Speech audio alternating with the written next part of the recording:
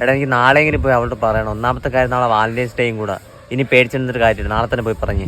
അല്ല ആളാരാ? എടാ ലിസ്റ്റിലൊരു 3 പേരുണ്ട്. ആ 3 ഏതായാലും ഒന്നിനെ സെറ്റ് ചെയ്യണം. 3 പേരോ? പിന്നെ ഈ റോസാപ്പൂ ഒന്നും കൊണ്ട് കൊടുക്കാൻ നിൽക്കല്ലേ, അതൊക്കെ ഓൾഡ് ഫാഷനാണ്. വല്ല ചോക്ലേറ്റ് സ്ട്രോബെറിയോ അല്ല വല്ല മുട്ടായിയോ വാങ്ങിച്ചോണ്ട് കൊടു. ഓക്കേ.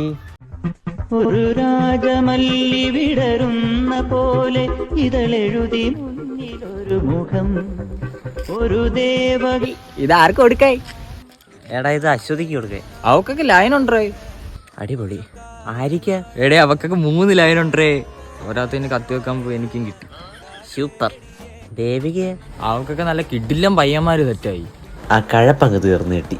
ഇന്നലെ പോയിട്ട് എന്തുവായി? ഇക്കൊല്ലം മൂഞ്ചി. എല്ലാ കൊല്ലം അത് തന്നെയല്ലേ. ദേവി വിളിക്കില്ലേ? പറ ദേവു. കിടിലം പയ്യൻ.